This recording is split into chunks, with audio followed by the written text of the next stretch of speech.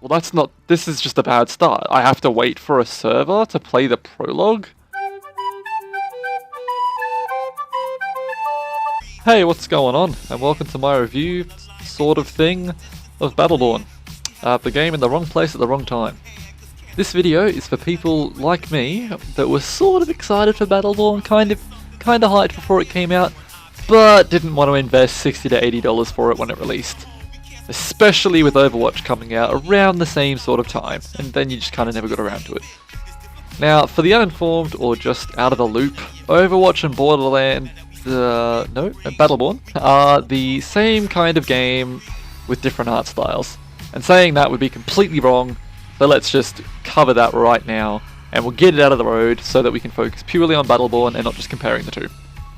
Battleborn takes on a more MOBA-y kind of gameplay style, whereas its counterpart takes on more of a Team Fortress-esque sort of... Yeah, I don't know what you'd call Overwatch, but it's sort of a Team Fortress kind of game.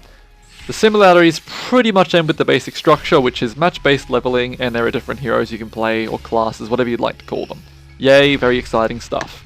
Beyond that, they are very, very separate games, and they really branch off in their own ways. So, we're not comparing them anymore, we're just getting that out of the road. Alrighty. Battleborn opens up right out of the gates with a very Newgroundsy feeling animation, which really caught me off guard. I was not expecting it. And at first, I didn't really like it. Wasn't really a fan at all. But after rewatching it a couple of times, as I went to edit this video, couldn't help but like it. I really grew on me, you know? And, you know, it's got some shitty jokes, and it kind of doesn't feel like it belongs. But at the same time, it sort of gets you into that, you know, not taking itself too seriously kind of mindset, which I feel like Battleborn kind of aims for. Or it should aim for that. I mean, I'll leave that up to you. The animation gives you an intro to the prologue mission, which you will play straight after that finishes, and it gives you like a little introduction to some of the Battleborn you'll be able to play right off the gate, or, you know, the ones you won't be able to play until you hit like level 40 command. Have fun with that. Right, now that we've set the mood for the game, let's move on to the gameplay. Battleborn plays about as you'd expect any first-person shooter / weird MOBA hybrid to play. You can sprint around, point and shoot with surprisingly smooth gameplay. You can melee, which based on your hero could be your primary source of damage. There are heroes that don't shoot and instead they use a melee attack, and that's their primary means of dishing out damage. And then on top of the basic FPS kind of stuff, you have 3 abilities. Your Q and E by default, which are your low cooldown general utility skills. They can do damage, they can heal, etc, etc. And then you've got your F, which is your ultimate or final move sort of thing.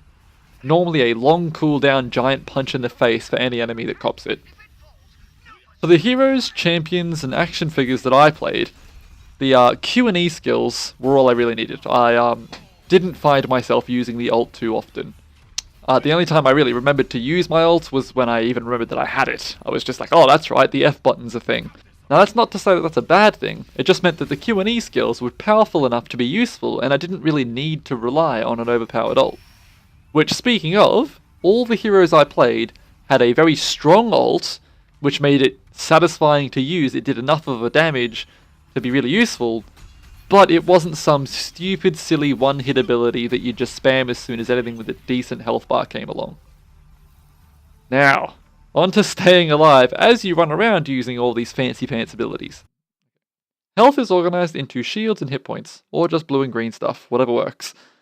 And each hero that I've played has a varying or non-existent level of both, which with even more varying regen levels for both. I have played heroes that have absolutely no shields and a good amount of health, and I've played heroes that... I haven't played any heroes with no health, that doesn't make any sense. But, you know, good to note that each hero is different, and that gives each character a really unique feeling when it comes to just man-murding whatever enemy comes in front of you. On top of that, each character has its own unique DNA sort of shaped skill tree, which as you level up, as you progress through the game killing enemies, you gain a skill point towards. And you can fine-tune that as you go through the missions really, really quickly. Each time you open it, the entire game slows down to a crawl, and it can give you anything from potentially changing the way your character's played, to simply buffing your existing abilities, changing the way they work, just tweaking the little things. You might think, man, I wish this character could jump higher. That can happen. I know one in particular gets a double jump. And, I mean, you might not start with a shield, but who knows? There might be a skill that could potentially give you one. Now, just because your hero, champion, or Yu-Gi-Oh card hasn't got shields to start with, doesn't mean you're stuck naked forever. Oh no! As you play through levels, you'll come across what we'll be talking about next, which is pickups and dosh. Sweet, sweet dosh. As you run around Battleborn's various levels, you'll stumble across a bunch of giant crystals, little crystals, great big old chests, smaller great big old chests, tombstones, coffins, funny looking butt plants, weird alien box things covered in plant life, and a bunch of other really wacky containers. And you basically shoot them, or run up to them and press R if you can be bothered, and they'll blow up or open up, and they'll drop a bunch of either crystal shard, cash money, dollar bill yarl, or a bunch of power-ups. Or, if you're unlucky or lucky, depending on which way you look at it, you'll get a bunch of points. Points being basically XP, and they award you like trophies later on. We'll touch on that afterwards. In the power-ups area, we've got overshields, which pretty much does what it says on the box, gives you a shield over your shield. Or in the event that you don't have a shield, now you do. Yay for not being naked. There are also speed boosts that make you go fast. I know, insert Sonic soundtrack here.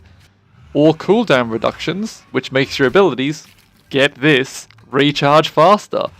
You could say their cooldowns were reduced, or something. Cash money, or those crystal shards that we keep picking up, can be used to build turrets around the maps at key points, usually around a defense structure or just to help you out if it's a bit of a difficult fight. And they can be used to recruit a little drone that'll fly around doing your bidding, whether that be stunning enemies, shooting enemies, or healing you, which is always nice. It can also be used to purchase gear. Now, gear is loot with a color-based rarity system, very, very familiar color-based rarity system, where white is, pretty entry-level junk, but it's very cheap to buy mid-mission, all the way through blue, purple, all the way up to orange, which offers you fantastic stat buffs, but at a really hefty cost. When you, or if you were to play the game, you get a feel for it based on what you need. I end up with a surplus of cash money most of the time, so I just go with oranges for my loadout. Gear is usually found in either those weird containers that I mentioned just before, or by killing bosses that show up at various points throughout the levels. And yeah, you'll know when they're a boss due to a really, really familiar intro cutscene. I mean, really familiar. What game was I playing again? Now onto the actual missions. And you may ask, why Chris? You haven't actually said anything about the MOBA type game modes for the PvP multiplayer. And there's a really, really good reason for that. Nobody is fucking playing. And that's a real bummer, because the game is mostly deserted without about 100-ish players at any given time.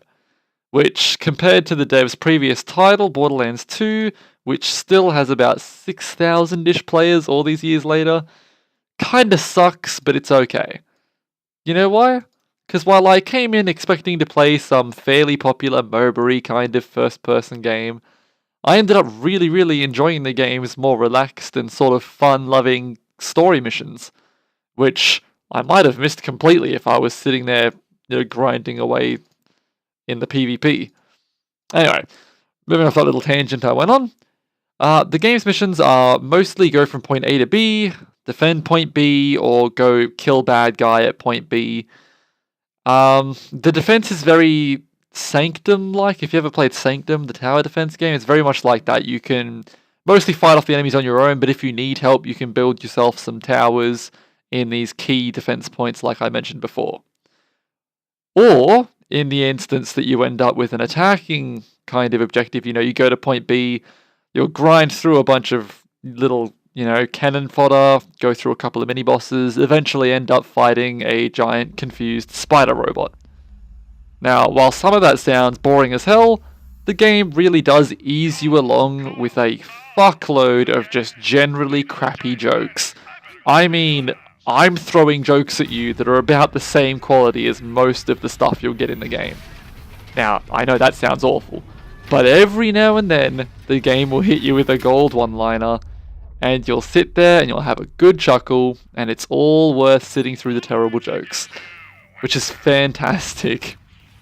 And if it's not the silly one-liners that get you, the dialogue between your Battleborn buddies and the enemy boss you're probably grinding towards will give you a chuckle.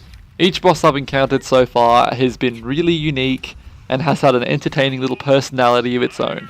Again, confused spider robot. I suppose I should talk about difficulty before I wrap this up, at least in regards to story missions. Yeah, the game isn't really hard, at all. At least not on your stock standard normal difficulty. I mean, sure, it's not like a complete walk in the park, but it's also really not a pain in the bum.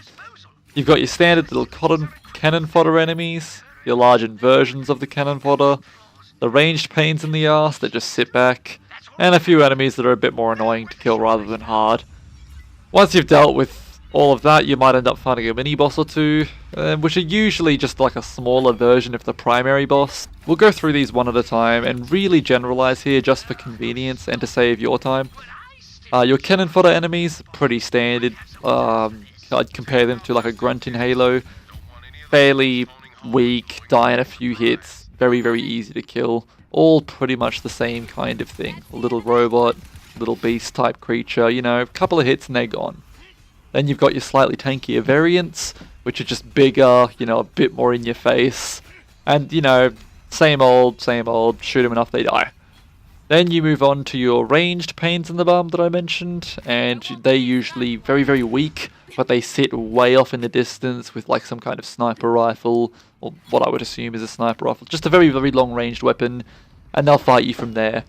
As long as you can reach them, you're fine, you know, everything's fine.